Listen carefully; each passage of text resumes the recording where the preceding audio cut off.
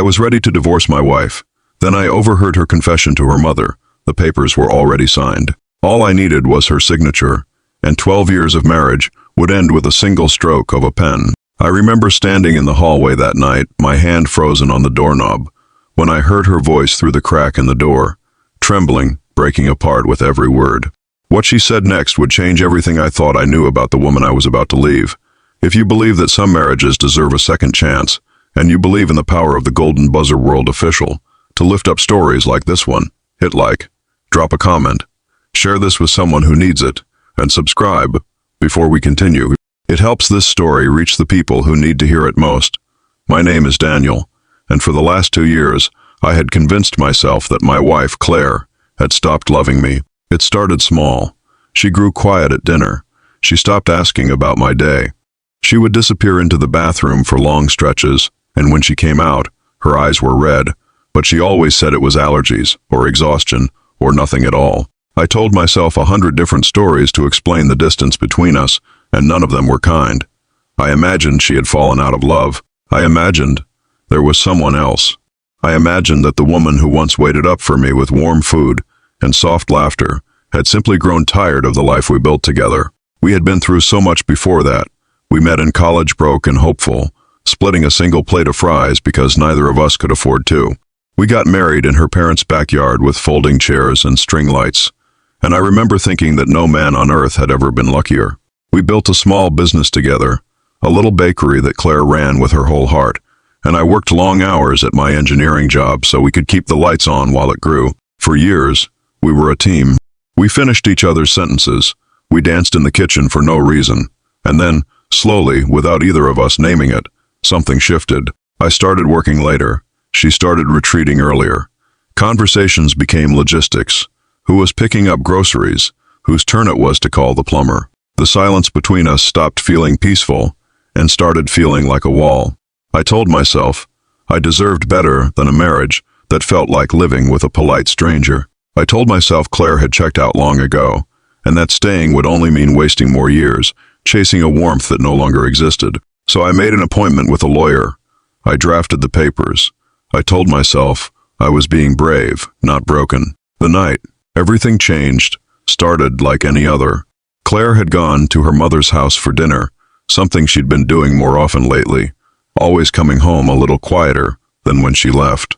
I decided to pick her up instead of having her drive home alone in the rain. When I arrived, the front door was unlocked, and I could hear her voice drifting from the kitchen, low and shaking. I didn't mean to eavesdrop. I told myself I would just wait by the door until she noticed me. But something about the tone of her voice kept my feet planted on that porch, and I found myself listening.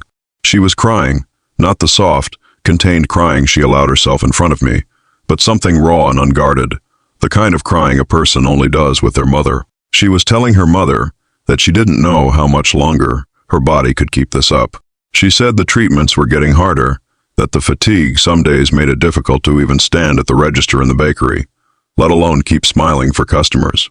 She said she hadn't told me because she didn't want to be a burden, because she remembered how hard I worked to keep us afloat, and she didn't want to add fear to my shoulders on top of everything else. She said she'd been sneaking off to appointments during her lunch breaks and telling me she was meeting suppliers.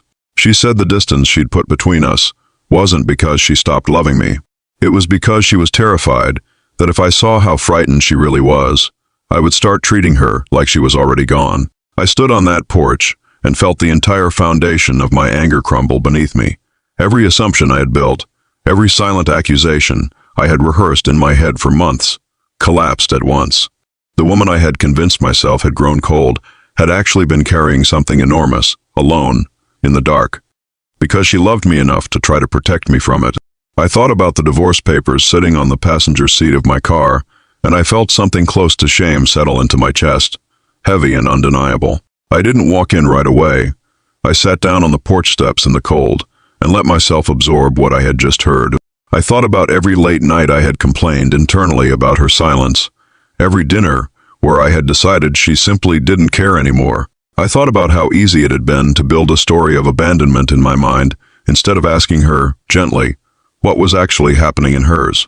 I realized that somewhere in the business of our lives, we had stopped being a team, not because love had died, but because fear had taught both of us to hide instead of reach out. When I finally walked in, Claire looked up at me with wide, startled eyes, quickly wiping her face, as though she could erase what I'd already heard. I didn't say anything about the papers. I didn't say anything about the lawyer, or the appointment I had scheduled for the following week. I simply walked over and knelt in front of her chair and took her hands in mine, and I told her that she never had to carry anything alone again, that whatever this was, we would face it exactly like we faced everything else in 12 years. Together. She broke down completely then, and so did I, and her mother quietly left the room to give us space, and in that kitchen, over cold cups of tea. My wife finally told me everything. The diagnosis she'd been sitting with for 4 months, the specialist appointments, the nights she cried alone in the car before coming inside, so I wouldn't see, the fear that if she told me, it would somehow become more real, more permanent, more frightening than she could bear. The following months were not easy. There were hospital visits and sleepless nights and moments where fear tried to convince us both that we were powerless.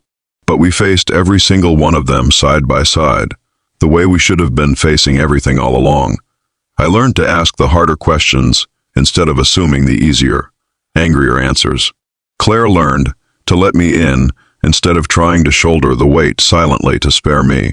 We rebuilt the kind of communication we had lost somewhere in the noise of ordinary life, and in doing so, we rebuilt each other.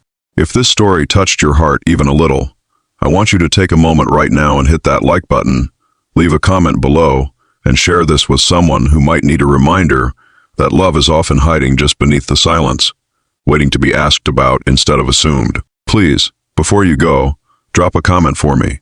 Tell me one word that describes how this story made you feel. It means more than you know, and it helps stories like Claire's reach the people who need them most. Today, Claire is in remission, and every single morning I wake up grateful that I chose to sit down on that porch instead of walking away. I almost let assumption destroy the truest love of my life. I almost let silence convince me that 12 years meant nothing, when in reality, those 12 years had built a bond strong enough to survive the very worst news either of us had ever received.